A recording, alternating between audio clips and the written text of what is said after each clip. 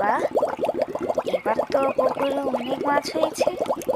যাক, ভালো হয়েছে, এগুলো বাজারে বিক্রি করে অনেক টাকা পাওয়া যাবে। গত বছর তো বাজারে মাছ বিক্রি করতেই পারিনি, ভালো মাছ চাষ করা হয়নি, লস হয়েছিল। এবার লাভ হবে। আরে, এটা কি বলছে জেনে গিন্নি?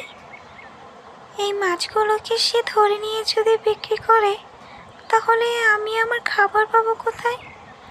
আমি তো না খেয়ে দিয়ে এই পুকুরেই মারা যাব। কি কারণে যে সমুদ্র থেকে পুকুরে এসেছিলাম, সব ওই বড় মাছগুলোর ভয়ে এসেছিলাম। মাছগুলো দেখো, কত সুন্দর। এগুলো দেখেই তো লোভ হয়। আমি তো এই মাছগুলোর জন্যই এই পুকুরে আছি। কি সুস্বাদু নয় খেতে এগুলো। কিন্তু এখন যদি ছেলে গিন্নির কথা মতো যদি ছেলে এগুলো ধরে নিয়ে যেয়ে বাজারে বিক্রি করে, তাহলে তো আমি অনাহারেই মারা যাব। কিছু একটা করতে হবে। হ্যাঁ গো, শুনছো? পুকুরে দেখি এবার অনেক মাছ হয়েছে। এগুলোকে তুমি জলদি জলদি বাজারে বিক্রি করো, না হলে কদিন পরে মাছের দাম কমে গেলে সেগুলো বাজারে বিক্রি করলে কোনো লাভই হবে না। এখনই টাটকা টাটকা থাকতে এগুলোকে বিক্রি করা শুরু করে দাও, আর যেগুলো ছোট আছে ততদিনে বড় হয়ে যাবে, বুঝলে? হ্যাঁ, আমিও দেখেছি পুকুরে মাছগুলোকে, যে কতগুলো মাছ চাষ হয়েছে। যাক, এবার মনে হয় অনেক ভালোই লাভ হবে, বলো? মাছগুলো সেই সুন্দর হয়েছে। এত সুন্দর চাষ এর আগে আমার নদীতে হয়নি। পুকুরে এবারকার মাছ অনেক ভালোই হয়েছে। পরের দিন রহিম জেলে জাল নিয়ে পুকুর পাড়ে যায় মাছ মারবে বলে, আর সেগুলোকে বাজারে বিক্রি করে টাকা লাভ।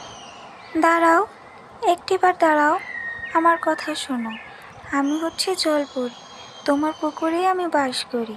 সমুদ্র থেকে চলে এসেছি, কেননা ওইখানে বড় বড় যে মাছগুলো আছে সেগুলো আমাকে খেতে চায়। তাই আমি তোমার পুকুরে আশ্রয় নিয়েছি। কিন্তু তুমি যদি এই মাছগুলো বিক্রি করো, তাহলে তো আমি না খেয়ে দিয়ে মারা যাব। আমি তোমাকে মাছ দেবো অনেক অনেক, কিন্তু এগুলো নিয়ে। আমার পুকুরে জল পড়ি? বাহ, এটা তো অবিশ্বাস্য। আচ্ছা, ঠিক আছে, তুমি যেহেতু বলছো যে তোমার এই মাছগুলো দরকার, তাহলে আমি এগুলোকে ধরবো না। কিন্তু আমিও তো গরিব মানুষ, আমাকেও তো বাজারে বিক্রি করতে হবে। তাই তুমি যে বলছো আমাকে মাছ দেবে রোজ রোজ, সেগুলোকেই বিক্রি করে আমি আমার সংসার চালাবো।